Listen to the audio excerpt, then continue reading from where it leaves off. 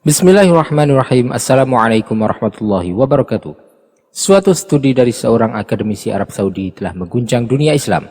Sebuah gagasan yang tak hanya mengundang kontroversi, tapi juga menyulut emosi. Apakah benar makam Nabi Muhammad SAW akan dipindahkan dari tempat sucinya di Masjid Nabawi? Dunia Islam digemparkan oleh hasil penelitian akademik dari Dr. Ali bin Abdul Aziz Ash-Shibl, seorang dosen di Universitas Imam Muhammad bin Saud di Riyadh. Dalam studinya, ia merekomendasikan satu hal yang luar biasa kontroversial, memisahkan makam Rasulullah dari Masjid Nabawi. Menurutnya, keberadaan makam Nabi di dalam masjid memberi celah bagi kelompok yang membenarkan pembangunan masjid di atas kuburan, sebuah tindakan yang dianggapnya membahayakan akidah umat Islam. Ia menyarankan agar kamar Rasulullah yang kini berada di dalam kompleks Masjid Nabawi dipisahkan dengan membangun dinding dari sisi timur ke utara hingga ke area yang dikenal dengan Dakkah Al-Sufah. Dengan begitu, area makam akan berada di luar ruang salat utama masjid. Tak butuh waktu lama, laporan ini menyebar ke berbagai penjuru dunia. Media internasional seperti The Independent bahkan mengangkat laporan ini secara eksklusif dengan judul yang mengejutkan, Saudi Risk Muslim Division Over Plans to Move Prophet's Tomb. Arab Saudi mengambil risiko perpecahannya umat Islam dengan rencananya untuk memindah makam nabinya.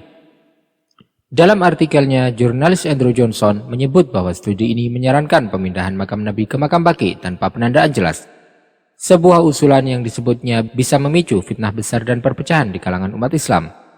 Reaksi keras pun bermunculan. Di Bangladesh, Partai Ahlus Sunnah wal Jamaah mengancam akan menggelar aksi besar di depan Kedutaan Besar Arab Saudi di Dhaka. Di Eropa, organisasi internasional untuk penelitian nasab dan kabilah Arab yang berbasis di Wina, Austria mengeluarkan pernyataan tegas.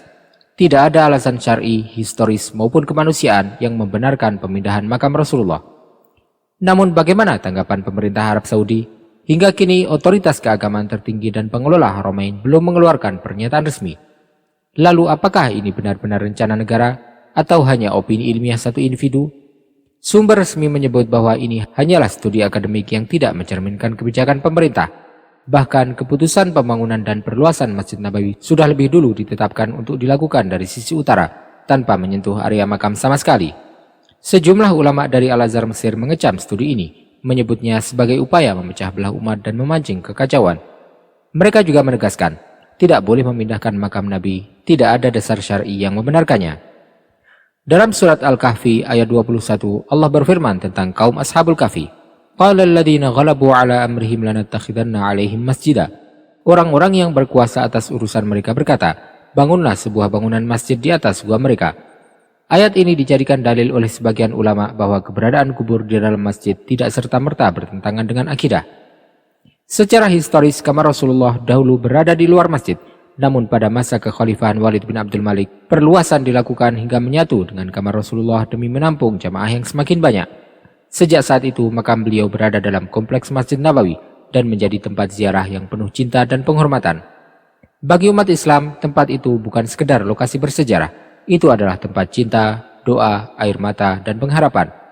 Maka ketika muncul usulan untuk memindahkan makam Nabi, banyak yang merasa disayat hati dan akidahnya.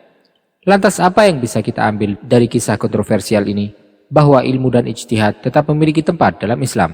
Namun ketika menyentuh perkara sepenting ini, hikmah, kesatuan, dan kebijaksanaan harus menjadi prioritas. Karena Rasulullah SAW bukan milik satu madhab, bukan milik satu negeri. Beliau milik seluruh umat Islam di timur dan barat. Bagaimana pendapat Anda tentang studi ini? Tulis di kolom komentar dan mari berdiskusi dengan santun.